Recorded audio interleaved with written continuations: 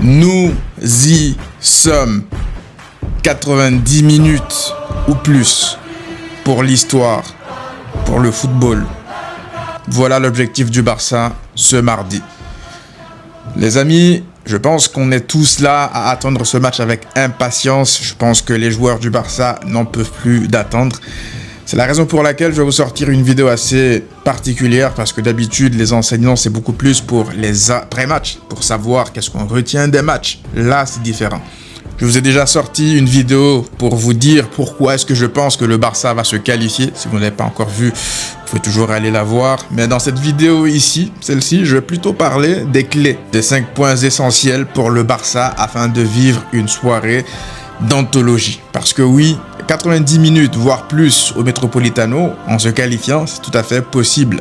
On va en parler dans cette vidéo. Maintenant, avant de rentrer dans les détails du pourquoi, du comment, juste clarifier une chose parce que j'ai vu beaucoup de personnes me dire la dernière fois après ma vidéo où je dis que je pense que le Barça va se qualifier, me dire que je risque gros, en tout cas que je risque ma crédibilité, etc., etc.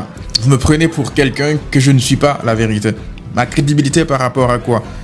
Moi, je suis un supporter, les gars, comme vous, comme tout le monde.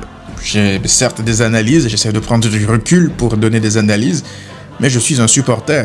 Donc je m'en fous en fait de perdre, entre guillemets, une certaine crédibilité si jamais le Barça ne perd pas. J'ai dit que je pense que le Barça va se qualifier. Je pense que le Barça a les armes pour se qualifier. J'ai pas dit que j'étais devin et que le Barça va forcément se qualifier, peu importe ce qui va se passer mardi soir. Je vous l'ai dit qu'il y a évidemment des chances que le Barça ne se qualifie pas. Il y a même beaucoup plus de chances que le Barça ne se qualifie pas que le contraire. Mais je vous dis que moi, je crois en l'équipe. J'y crois. J'ai le droit d'y croire ou pas? Je pense que j'ai encore le droit d'y croire. Et je vous ai donné les raisons pour lesquelles j'y crois. Et surtout, je ne force absolument personne à y croire. Je l'ai dit, moi, je ne l'en veux pas aux personnes qui ne veulent pas en fait se donner un faux espoir et être déçus à la fin. C'est votre droit. Moi, tout ce que je vous ai dit, c'est que si vous n'y croyez pas, c'est pas grave. Restez dans votre coin et attendez, observez. Mais ne découragez pas ceux qui veulent y croire. Ne venez pas dire à ceux qui y croient de ne pas y croire parce qu'ils vont se faire mal. Ça, pour moi, c'est néfaste. Donc si là, vous me parlez de crédibilité ou de miser gros, c'est vous, en fait, qui allez dans des raisonnements ou dans des conclusions assez éloignées parce que moi, j'ai dit ce que je pense. Je pense, encore une fois, je le maintiens, que le Barça va se qualifier. Je vais vous donner les raisons, encore une fois, supplémentaires pour lesquelles je pense que le Barça va se qualifier. Alors, on est parti avec la première clé et tout de suite en rapport avec l'intro de cette vidéo, mais c'est tout simplement, les amis, y croire. Oui, y croire. Y croire très, très, très, très fort. Alors, je l'ai dit, par rapport à nous, les supporters, qu'on y croit ou qu'on n'y croit pas, à la limite, on s'en fout, tout le monde s'en tape. C'est pour ça que je vous dis qu'en fait, que vous ayez peur des vannes ou pas, que le Barça se qualifie ou pas, en tout cas, je vais dire qu'on y croit ou pas. Si le Barça ne passe pas, on va se faire vanner. Donc, si vous avez peur des vannes, n'ayez pas peur. Vous allez vous faire vanner, peu importe si le Barça se fait éliminer. Donc, autant y croire, ok? Mais encore une fois, pour les supporters, on s'en fout limite. Mais y croire beaucoup plus pour les joueurs, pour les acteurs, pour ceux qui sont directement impliqués. Et là-dessus, ça a commencé dès la fin du match contre l'Espagnol. Le public était là en communion avec les joueurs et ça chantait de nouveau « Si se puede ». Si se puede de nouveau. Après, déjà, le match contre l'Atleti à l'aller, ça chantait en fin de match. Là, c'était pareil. Et les joueurs chantaient avec le public. Limite. Pas chantaient, mais vous comprenez. Ils étaient avec des chants anti-espagnols et tout, mais ils chantaient aussi le Si se puede. Ils y croient. Ils y croient d'autant plus que Lamine Yamal, aujourd'hui, ou en tout cas hier, au moment où vous regarderez cette vidéo, a publié, en fait, a changé sa photo de profil sur Instagram pour mettre celle de LeBron. En rapport avec les photos de profil que vous voyez un peu partout sur les réseaux, sur Twitter notamment, avec la tête de Flick ou la tête de Yamal ou la tête des joueurs du Barça avec les écouteurs. Mais pour ceux qui n'ont pas la référence, en fait, ça remonte à la finale au NBA Finals à l'époque où LeBron James, il y avait une remontée historique à faire contre les Golden State de Steph Curry qui était à leur prime à ce moment-là. Et historiquement, une équipe n'avait jamais remonté un score pareil, un retard pareil. Et qu'est-ce que LeBron y fait? Il arrive en conférence de presse. Limite, il rigole de ce que les joueurs de Golden State disaient par rapport à lui, notamment Klay Thompson. Et puis derrière, LeBron James, il te fait 3 matchs d'anthologie en fait pour revenir sur ces finales et faire gagner en fait le trophée aux Cleveland Cavaliers à l'époque. Donc ça, c'est directement un clin d'œil à l'histoire que Lamine Yamal vient de faire. Beaucoup sont là à dire « Oh là là, on va se faire vanner encore une fois, il risque de se faire vanner. » Lamine Yamal ne calcule pas vos questions de vanne sur les réseaux. Lamine Yamal, sur ce coup-là en tout cas, il préfère y croire. Il a envie d'envoyer les signaux pour y croire. Vous comprenez? Il veut amener tout le monde dans cet engouement-là d'y croire, que ce soit les joueurs, je n'en ai aucun doute. On a écouté Gavi après le match, on a écouté encore une fois Dani Olmo, même les Ferran Torres, tout le monde en parlait. Ils y croient, ils pensent qu'ils ont les capacités naturellement de le faire. Ils l'ont déjà fait par le passé, ils sont déjà allés gagner sur de grands scores dans ce stade là-bas au Metropolitano. Ils savent qu'ils ont les capacités de le faire, donc naturellement qu'ils décident d'y croire. Je l'ai dit, nous les supporters, qu'on y croit ou pas, on s'en fout. Mais les joueurs, les acteurs, ils n'ont pas le droit de ne pas y croire. Lamine Yamal n'a pas le droit de ne pas y croire. Les autres joueurs n'ont pas le droit de ne pas y croire. Donc je trouve ça, moi, très positif ce qu'il fait. Lamine Yamal, vanne ou pas vanne en cas d'élimination, on s'en fout en fait. Moi en tout cas, je m'en fous. Donc si ça vous atteint et c'est ce que vous redoutez le plus, je sais pas quelles sont vos priorités à la vérité. Mais moi, je pense qu'il faut qu'ils se mettent dans les conditions mentales pour se dire en fait qu'ils vont le faire. Parce que plus tu y crois, plus tu réussis en fait à faire des choses dans la vie. Justement par rapport à ça, j'ai écouté la conférence de presse de Flick après le match face à l'Espagnol et il a dit quelque chose de très très très important parce que lorsqu'on lui a posé la question de savoir est-ce que le Barça allait réussir entre guillemets le miracle de se qualifier là-bas au Metropolitano après une avance de 2 buts pour l'adversaire, Flick a répondu très simplement que non, qu'il ne pense pas que le Barça ait besoin d'un miracle pour se qualifier.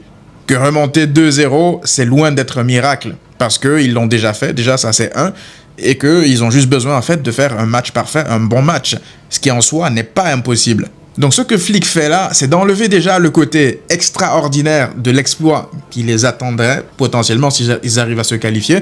Donc c'est de rendre ces choses-là beaucoup plus atteignables en fait, déjà pour les joueurs, mais aussi pour lui et son équipe, pour tout le monde, pour tout ce qui tourne autour de l'équipe. Parce que, en vrai, techniquement, c'est pas non plus quelque chose, encore une fois, d'inatteignable. C'est pas l'Everest, je l'ai déjà dit. Remonter 2-0 là-bas au Metropolitano, c'est difficile, certes, mais ce n'est pas une tâche quasiment impossible. Un peu comme remonter, par exemple, un 4-0 que tu as perdu, que tu as encaissé, je veux dire, à l'aller d'un match. Vous voyez un peu? Là, tu as perdu 2-0. Il n'y a plus de but à l'extérieur. Donc, il y a plein de facteurs qui font en fait que, t'as rien à perdre.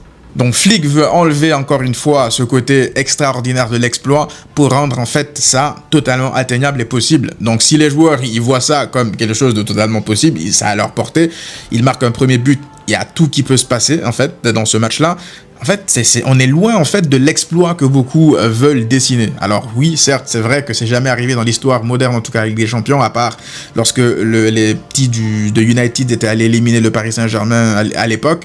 Mais encore, ça c'était avec des règles différentes. Il y avait le but à l'extérieur. Là, c'est différent. T'as plus ce but à l'extérieur là. Donc ouais, c'est tout à fait possible.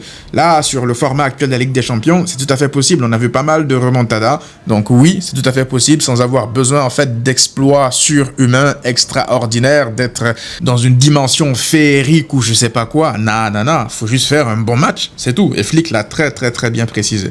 Y croire aussi parce que techniquement, t'as plus rien à perdre.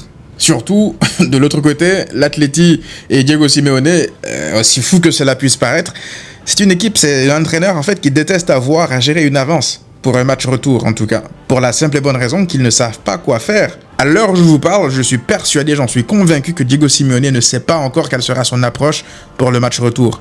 Est-ce qu'il presse haut dans le but de gêner le Barça et de marquer plus de buts que le Barça? Est-ce qu'il décide de garer le bus? Moi je pense qu'il est entre les deux eaux. Je pense qu'il ne saura pas quoi faire. Après, je pense qu'il va essayer de jouer la sécurité et puis essayer de mettre le bus comme d'habitude. Moi, je pense que dans les deux cas, en fait, le Barça, ça ne change rien à l'approche que le Barça va avoir dans ce match-là. Parce que les deux options, limite, conviennent au Barça. Parce que si jamais l'Atlético Madrid sort pour presser le Barça, il risque de laisser des espaces derrière. Le Barça pourrait en profiter. Vous vous rappelez la première mi-temps du Metropolitano en Liga la dernière fois, lorsque le Barça gagne 2-1, il y a des espaces en première période, jusque le Barça n'en profite pas. Et s'il décide de rester derrière à attendre le Barça, Flick, non. C'est un match maîtrisé que tu dois faire. Flick l'a bien dit, je l'ai dit sur le premier point, sur la première clé. Donc c'est ça en fait, faut pas avoir peur d'encaisser sans non plus aller là-bas en laissant des espaces derrière comme si tu jouais à la 90e minute dès l'entame du match, tu vois. Ça sert à rien d'aller à l'abordage et de laisser des espaces, de faire monter les défenseurs centraux dans la surface et tout dès la 20e parce que t'as pas ouvert le score. Faudra être patient, réfléchi, stratège, jouer selon tes forces. Jouer selon tes forces parce que oui, c'est vrai, Rafinha n'est pas là, tu t'adaptes. Je pense qu'il y a des profils qui peuvent remplacer, pas ce que Rafinha fait exactement, mais on en parlera tout à l'heure dans le 5e point. Oui, je pense que si tu as la bonne animation, si tu as le bon 11, les bons choix d'hommes, il n'y a pas de raison en fait que tu ne puisses pas pallier à l'absence de Rafinha. Je ne pense pas à titre personnel que Rashford soit cette personne-là. Je pense qu'il faut mettre de l'intensité, arriver avec beaucoup de conviction, arriver avec beaucoup de hargne et d'espoir en fait, de croire en toi, tout simplement. La troisième clé pour cette remontada, ça sera tout simplement la pression sur l'arbitrage. Alors, je m'explique. Je ne parle pas par là de faire comme Real Madrid TV ou quoi que ce soit. Je parle par là, en fait, de créer l'atmosphère nécessaire pour ne pas te faire voler de nouveau. Tout simplement. Par exemple, lorsque je vois ce qui s'est passé au match aller, le Barça a eu le bon réflexe de tout de suite porter plainte à l'UEFA, auprès de l'UEFA. Parce que c'est important de le faire. Tu ne vas pas avoir encore une fois gain de cause par rapport au match aller, mais tu peux conditionner les choses par rapport au match retour. Parce que je vous l'ai dit, au match aller, l'Atlético Madrid s'est permis d'absolument tout faire. Première grosse faute d'anti-jeu de Koke, il ne prend pas de carton jaune. Pourquoi? Parce qu'ils sont conditionnés, l'arbitre les conditionnés par rapport à ce qui s'est passé le week-end, durant le week-end face à l'Atlético Madrid. Donc, l'arbitre se dit, allez, début de match, j'ai pas trop envie de, entre guillemets, gâcher le match dans l'esprit, la lettre, donc je laisse jouer. Au final, il a laissé beaucoup trop jouer l'Atlético Madrid. Il n'a pas eu l'esprit et la lettre pour le rouge de Koubarsi, mais l'esprit et la lettre sur le péno que le Barça aurait dû avoir sur la main de Poubil. Là, il l'a pas eu, l'esprit et la lettre. L'esprit et la lettre, ça n'existe pas quand Koke fait un deuxième jaune pour prendre un rouge. L'esprit et la lettre, il n'existe pas là. Vous voyez un peu? Donc ce laxisme-là, le Barça doit s'assurer en fait que ça n'arrive plus. Donc c'est-à-dire que là, c'est Clément Turpin qui a été désigné pour arbitrer mardi. Clément Turpin, c'est un arbitre qui n'hésite pas à donner des cartons. Pour le coup, il n'est pas laxiste comme Kovacs. C'est pas un mec qui laisse faire. C'est pas un mec qui laisse les thugs de l'Atlético Madrid donner des coups et s'en sortir comme ça. Si jamais il y a faute, même à la 30e seconde de jeu, les joueurs du Barça, va falloir qu'ils soient là à être autour de l'arbitre, en fait, comme toutes les grandes autres équipes, en fait, lorsqu'elles se sentent lésées. Parce que c'est pas normal que Koke s'en sorte avec une grosse faute à la 30e seconde et que l'arbitre se dise « Ah, c'est juste la première faute du match, 30e seconde, c'est trop tôt. » Et alors, c'est trop tôt, il fait une grosse faute, il mérite son jaune et ça va conditionner les joueurs de l'Atlético Madrid. Donc les joueurs du Barça doivent être alertes par rapport à ça, ils doivent mettre la pression quand il faudra mettre la pression et ne pas non plus harceler de manière inutile juste pour harceler. Je parle là juste de réclamer son dû. C'est pour ça aussi que je vous dis qu'au-delà du Barça qui porte plainte, les médias aussi doivent faire leur boulot. Quand je parle de médias, je parle déjà de nous, les supporters sur les réseaux sociaux, les différentes communautés, les gros comptes, les petits comptes, tout le monde, pour que ce qui s'est passé au match aller ne passe pas sous le tapis et qu'on arrive en mode on a oublié. Vous voyez? La dernière fois quand tu te fais voler par exemple contre l'Inter et que tu te fais sortir, tu t'es fait voler et ça t'est passé à autre chose. Le même Inter en match de poule à l'époque, pareil, vous voyez? Donc là, tu as une chance de remettre les pendules à l'heure, donc tu vas t'assurer en fait que l'arbitre ne te la mette pas encore une fois à l'envers. Donc c'est pour ça que je vous dis que les joueurs du Barça, au-delà de tout ça, ils doivent également avoir du vice. Ils doivent avoir du vice. Regardez cette action ici, là. Ça, c'est Cancelo qui a obtenu, je le rappelle, 2 pénaltys face au FC Séville en faisant jouer son expérience. Pourquoi est-ce que Cancelo, sur cette action-là, il saute? Tu vois très bien que Poubil, il tend la jambe, il me semble bien que c'est Poubil, il tend la jambe. Cancelo, il saute. Il saute. Pourquoi? Parce que je pense qu'il veut être le héros et marquer derrière. Parce qu'il se dit qu'il va marquer. Mais il faut quand même savoir un peu de vice à certains moments. Pourtant, Cancelo, il a de l'expérience. Donc ça m'a paru un peu incompréhensible cette action-là. Imaginez maintenant un Giuliano Simeone à ce moment-là, dans ce contexte-là. Imaginez un Mbappé, imaginez un Vinicius. Non seulement il laisse traîner la jambe, mais derrière il demande une ambulance pour une assistance respiratoire pour sortir du stade. Tant qu'il n'y a pas pénalty, il ne se lève pas. Vous voyez un peu? Donc ce vice-là, les joueurs du Barça, certains en tout cas, ils en manquent. Et moi je pense qu'un joueur comme Olmo se retrouve dans ce type de situation dans la surface. C'est le seul joueur dans l'équipe du Barça en qui j'ai une confiance vraiment aveugle pour obtenir des pénaux. Parce que les pénaux, parfois, il faut aussi aller les chercher. Je dis pas par là qu'il faut tricher, qu'il faut simuler. Mais quand quelqu'un te met un croche-patte, profite de la situation. Parce que tous les joueurs le font. Tous les joueurs le font. Donc moi, je vois Cancelo qui saute là, alors que je sais que 90% des joueurs de l'Atlético Madrid auraient laissé traîner la jambe exactement comme ce que Giuliano a fait pour le rouge de Cubarsí. Faut qu'on soit beaucoup plus malin en fait. Faut qu'on soit beaucoup plus malin dans certaines circonstances. Parce que très très vite, le Barça peut se retrouver en fait aussi en supériorité numérique face à cette équipe-là. C'est une équipe qui va faire des erreurs. C'est une équipe qui peut faire d'énormes bourdes. Donc faut qu'on en profite. Faut pas qu'on joue en fait aux mecs qui sont trop propres dans le jeu. Chaque équipe a besoin de joueurs sales au bout d'un moment. Quand je dis sales, c'est des joueurs vicieux, des joueurs qui ont de l'expérience, qui sont capables de profiter, de jouer en fait sur les règles pour avoir ce qu'ils méritent, tout simplement. Parce que si tu es là en fait, tu te fais bouger, tu te fais taper, tu te fais cogner, tu tombes pas, tu continues. Et quand tu perds la balle, tu t'arrêtes, tu regardes l'arbitre, il va te dire, en fait, t'es pas tombé, donc je vais pas donner ce que tu mérites. Vous voyez un peu? Donc quand je parle d'arbitrage, quand je parle de mettre la pression pour que l'arbitrage soit neutre, il y a beaucoup qui essayent de récupérer ça en mode, surtout les Hortel, les gars du Real Madrid. Regardez, ils nous reprochaient d'harceler les arbitres la saison dernière avec Real Madrid TV, ils font la même chose. C'est pas la même chose. Ce n'est absolument pas la même chose. Moi, je ne demande pas encore une fois à Barça TV d'aller sortir des histoires personnelles sur la vie de famille des arbitres pour leur mettre la pression avant les matchs. C'est très, très différent. Ça, c'est du harcèlement, ce que Real Madrid TV fait. D'aller attaquer personnellement les arbitres sur leur passé avant les matchs pour les conditionner. Moi, je ne parle pas de ça. Je parle en fait de ce qu'il va falloir faire pour que tu ne te fasses pas voler sur ce match-là. Moi, je ne demande pas à ce que le Barça soit avantagé, hein. Je ne demande pas à ce que le Barça soit avantagé, je demande à ce que le Barça ne se fasse pas voler, que le Barça se fasse respecter. Parce que ça dure depuis trop longtemps en fait en Europe que le Barça se fait voler et que chaque année on est là, on se dit « Ah ouais, on s'est fait encore une fois voler. » Ça commence à être beaucoup là. On va payer pendant combien de temps le fucking disgrace en fait? C'est ça la question. Donc au bout d'un moment, il va falloir qu'on nous arbitre dans un gros match important dans notre saison européenne de manière normale. C'est tout ce qu'on demande. C'est tout ce qu'on demande. Le quatrième point clé pour cette remontada, ça sera tout simplement de cibler les points faibles de l'Atlético Madrid, notamment son point faible le plus visible, sa défense. Parce que déjà, au match aller, sa défense était un peu bancale. Le Barça, on n'a pas autant profité parce que Rashford a fait le mec qui rate tout devant. Mais au match retour, ça sera 10 fois pire en fait. Parce que l'Atlético Madrid, j'ai vu pas mal de leurs supporters, j'ai même échangé avec certains d'entre eux.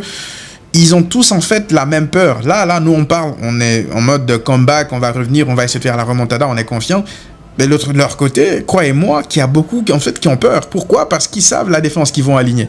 Ils savent que avoir l'anglais et surtout le normand ensemble, que c'est pas gage de sécurité. Ils savent que ce sont... après, je présente pas l'anglais, je pense que tous les supporters du Barça le connaissent assez. Mais en fait, c'est plus la combinaison de défense sur leur défense derrière, sur la ligne de défense. Parce que l'anglais, ils savent qu'il est totalement capable de foutre le bordel à n'importe quel moment d'un match, de mettre un pied où il ne faut pas pour créer un péno, pour obtenir un carton rouge. Pareil pour le normand, les deux en fait sont capables de bozo times à n'importe quel moment de n'importe quel match. Encore une fois, l'anglais, je ne le présente pas, on le connaît assez. Et les supporters de l'Atlético Madrid, ils en savent aussi. Parce que cette saison ou la saison dernière, il l'a fait en fait plein de fois. À côté, Ruggeri, avec ballon, c'est un joueur en fait qui est capable de créer du danger, de faire mal au Barça. On l'a vu même au match aller, là, dans les sorties de balles. Un joueur qui est capable de faire de bons centres, c'est un bon contre-attaquant, Ruggeri. Mais Ruggeri, défensivement, c'est pas l'assurance tout risque non plus. Surtout face à Lamine Yamal. Déjà qu'on a vu que Lamine Yamal lui a fait passer un sale quart d'heure au Camp Nou. À chaque fois que Lamine Yamal l'a croisé, c'était difficile pour lui. Ça reste un gars qui est capable de tenir son rang, de ne pas non plus laisser des boulevards dans son dos. Mais si Lamine Yamal réussit à avoir le dessus sur lui, ce qui est très très très probable, ça fera en fait Ruggeri plus l'anglais sur le côté de Lamine Yamal. Là-dessus, gros danger. Si Lamine Yamal décide de repiquer dans l'axe pour aller vers l'anglais, l'anglais va commettre des fautes. L'anglais va commettre l'irréparable. Et donc à côté, tu as Molina plus le Normand. Là aussi, c'est une doublette qui inquiète énormément les supporters de l'Atlético Madrid parce que, en fait, Molina, balle au pied, il est capable d'apporter pas mal sur un bon jour. Même défensivement, il est capable de faire un bon match sur un bon jour. Mais lui aussi, il a beaucoup de bozo times. Même Rashford a réussi à l'éliminer facilement, à passer dans son dos à chaque fois régulièrement. Le mec, il ne sait pas défendre, un peu comme Trent, il sait pas défendre. Dommage encore une fois que Rafinha ne soit pas là, mais si jamais on crée les conditions pour que Cancelo se retrouve sur ce côté-là à attaquer Molina, il va faire extrêmement mal à Molina. Donc là-dessus, sur leur défense, la doublette, le Normand, Molina plus l'anglais Ruggeri, le Barça doit... Si le Barça n'en profite pas pour attaquer cette défense-là, ce point faible de l'Atlético Madrid, pour moi, ça serait limite une faute professionnelle. Ça serait limite une faute professionnelle. Parce que oui, on parle beaucoup de la défense du Barça, mais cette défense-là de l'Atlético Madrid, à la différence de Ruggieri qui n'était pas là la saison dernière, c'est quasiment la même qui encaisse les 4 buts en 20 minutes la saison dernière contre le Barça là-bas, au Metropolitano.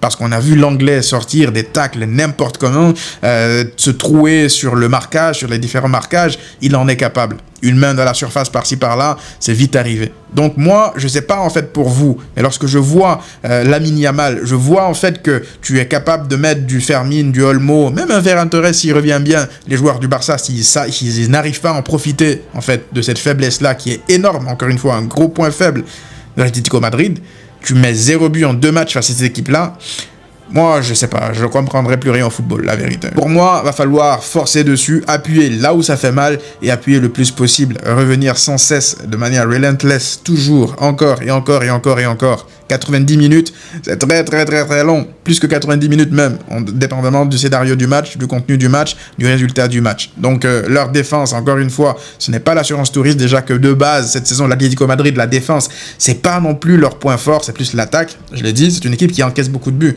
c'est plus le Cholismo de l'époque. Donc si jamais ils décident par exemple de poser le bus comme à l'époque du Cholo Simeone Prime et ne pas sortir pour jouer que les contre-attaques et compter sur leur défense, moi je pense que le Barça peut leur faire très très mal parce que derrière ils n'ont pas Godin, ils n'ont pas Jiménez Prime, ils n'ont pas Felipe Luis. Vous voyez, donc moi je pense que ça serait une faute professionnelle que le Barça ne fasse pas mal à une défense pareille. Voilà. Maintenant, pour bien profiter de cette défense et bien l'exploiter, exploiter ses failles, il ne faudra pas se tromper sur le 11. Et c'est le 5e point clé, en fait, de cette remontada. Il ne faudra pas se tromper au niveau du 11. Et là-dessus, tonton Flick, j'espère vraiment de tout mon cœur qu'il ne va pas faire confiance en Rashford. Parce que mardi, il me faudra déjà 11 guerriers sur la pelouse, mais aussi pas des mecs qui vendangent 3 occasions pour en mettre une. Et dans les 2 cas, Rashford ne me rassure pas. Malgré son but samedi, c'est pas un mec qui me rassure sur les 2 points. De l'efficacité, plus du combat physique, plus de tout ce qu'il faut en fait pour jouer un match de cette ampleur-là.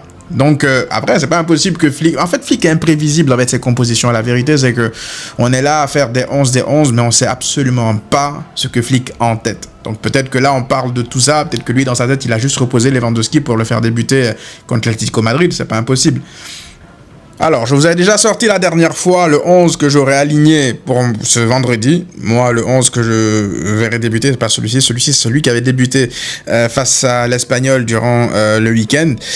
Alors, il y a des éléments nouveaux qui sont arrivés entre-temps. Alors, juste par rapport déjà au 11, Baldé, j'ai vu moi, à titre personnel que je ne peux pas compter sur lui, honnêtement.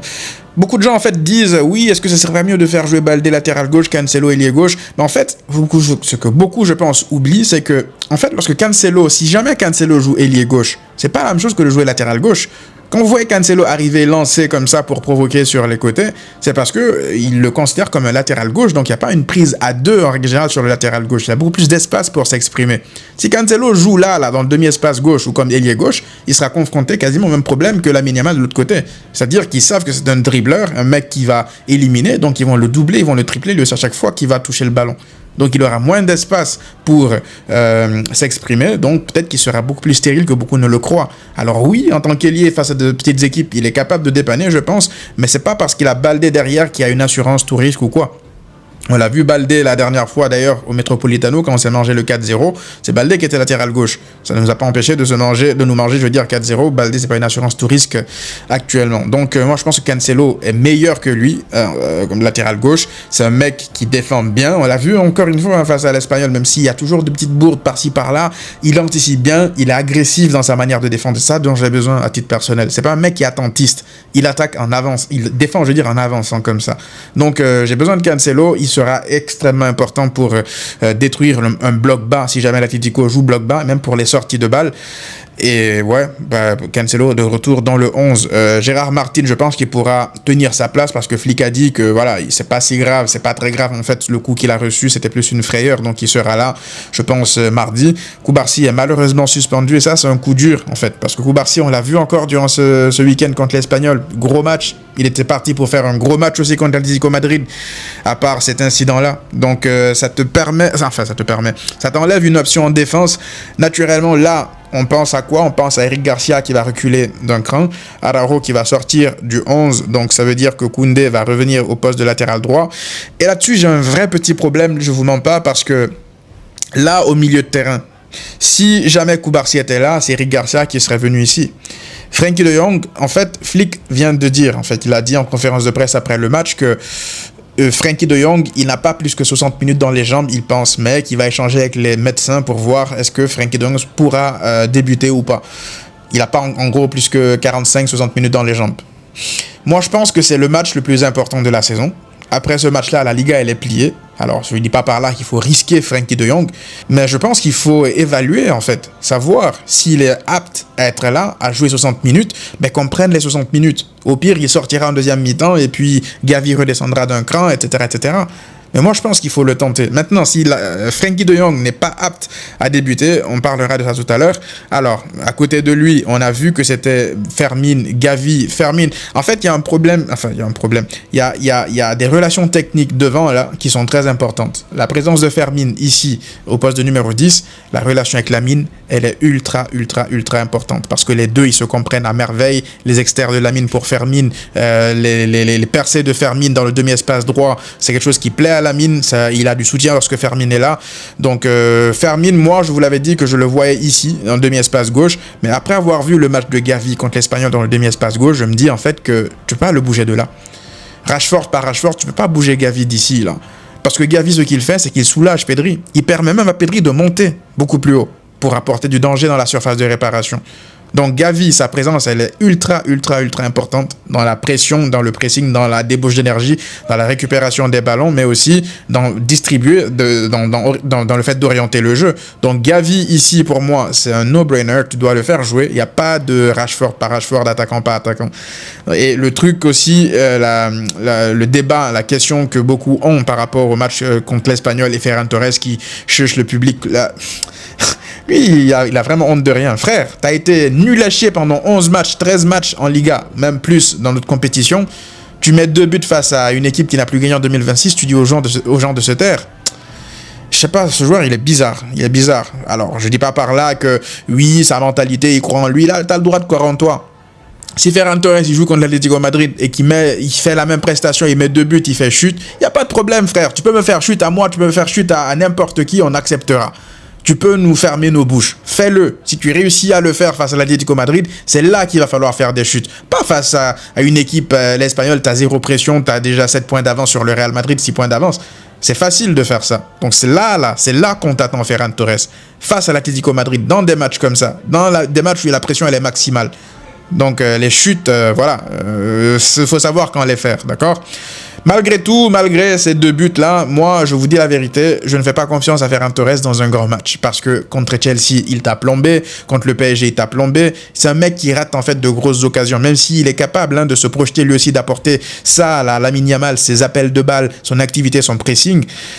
La finition, les gars. Parce que si le Barça se met à rater 1, 2, 3 grosses occasions dans un match pareil où tu as besoin de marquer des buts, attention quand même à la confiance. Parce que Lamine Yamal, la frustration aussi peut monter. Il peut commencer à faire le hero ball.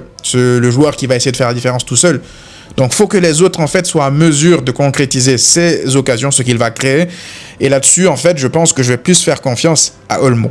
Olmo, je ne change pas. Faux numéro 9 qui est capable. Beaucoup de gens pensent en fait que oui, parce que Olmo est faux numéro 9, il y a des milieux, le Barça ne va pas pouvoir créer ou marquer des buts. Je pense que vous ne réalisez pas. Les meilleurs matchs du Barça avec Olmo en faux numéro 9, il y a eu beaucoup de buts.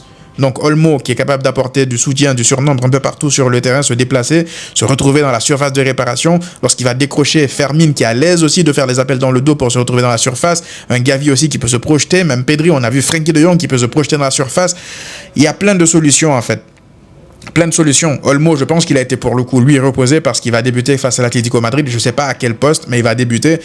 Et il est sur une bonne lancée, là. Olmo, ça fait quelques matchs qu'il est bon. Il a fait un bon match en plus au match aller, donc je ne le vois pas ne pas débuter. Maintenant, voilà. Moi, c'est le 11 que je vois, que je veux en tout cas voir. Maintenant, dans l'optique où Frenkie de Jong n'est pas apte à débuter le match, ça serait pour moi un coup dur. Je suis prêt en fait à tenter une solution qui ne va pas plaire à beaucoup de gens. Mais en fait, c'est parce que je tiens tellement à garder la structure là de pressing devant que je suis prêt en fait, je veux dire, à prendre des risques. Et ce risque, c'est lequel? C'est tout simplement, les amis, écoutez-moi bien, de faire jouer Eric Garcia ici dans le double pivot pour apporter cette sécurité supplémentaire, faire jouer Jules Koundé comme défenseur central pour faire jouer Araujo comme latéral droit. Alors oui, je sais, Araujo, dans un match important de Ligue des Champions, il va nous plomber encore. Moi, en latéral droit, moi, je vous dis la vérité, Araujo, j'aime ce que je vois. Et si je ne suis pas en train de me faire avoir par Araujo, entre guillemets. Latéral droit, il est moins problématique que lorsqu'il joue en défense centrale, parce que lorsqu'il joue en défense centrale, il est capable de bozo times et de nous tuer à chaque fois.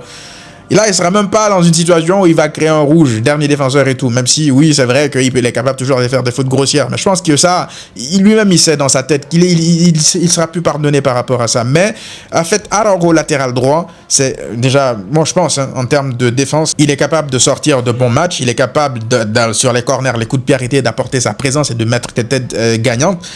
Et aussi, il est capable de permettre en fait à Lamine Yamal de ne pas non plus à chaque fois défendre énormément. Lamine Yamal va attaquer, Fermin, les Olmo, ils vont être là pour l'épauler. Il n'aura pas forcément besoin d'un latéral comme Koundé qui va laisser des espaces derrière et puis être pris dans le dos. Donc Araujo, il va apporter cette sécurité derrière. Je limite comme troisième défenseur central parce que Cancelo va monter. On aura Martin ici, on aura Koundé ici et puis on aura Araujo en phase avec ballon, je veux dire, pour garder une certaine sécurité, un certain équilibre. Ça donnera en fait plus de latitude aux autres pour s'exprimer. Mais dans l'idéal, dans le meilleur des cas, je vous dis, ça c'est dans le pire des cas, hein, c'est ce 11-là, ce remplacement de Araujo. C'est dans le pire des cas. Vraiment, là, t'as pas le choix, Frenkie est pas prêt. C'est vraiment ça. Mais si Frenkie est prêt, je fais pas jouer Araujo, vous êtes fous. Évidemment, comme tout le monde, je fais pas jouer Araujo. Si Frenkie il est prêt, c'est très simple. C'est Koundé à droite, Eric ici, Martin à côté de lui, Cancelo à gauche, avec Frenkie dans le double pivot, tout simplement avec Pedri. Là, je pense qu'il y a assez de puissance offensive pour faire mal à cette équipe de l'Atlético Madrid. Des joueurs polyvalents qui peuvent s'interchanger constamment durant un match. Et puis en deuxième période, je pense que si jamais tu ouvres le score, l'Atlético va laisser des espaces et c'est là que tu peux lancer des mecs comme Rashford. Parce que Rashford, c'est un joueur qui ne brille en fait que lorsqu'il y a des espaces. C'est un joueur typiquement Première Ligue en fait. Ça, je l'ai compris durant ces dernières semaines, ces derniers mois. Donc voilà c'est le 11 que moi je vois aligné, que je vois débuter face à l'Atlético Madrid. Je sais pas encore une fois ce qui va se passer durant ce match-là. Je suis convaincu que le Barça peut aller se qualifier, que le Barça va le faire. J'en suis convaincu. Pour l'instant, j'y crois. Jusqu'au coup de sifflet de finale, je vais y croire. Donc, je l'ai dit, vous décidez de ne pas y croire, il n'y a pas de problème, les gars. Mais nous, ne nous empêchez pas d'y croire. On a encore le droit d'y croire ou pas? Donc, moi, j'y crois. J'ai décidé d'y croire et je vais y croire. On se retrouve au coup de sifflet final du match pour une soirée, j'espère, historique. Visca Barça.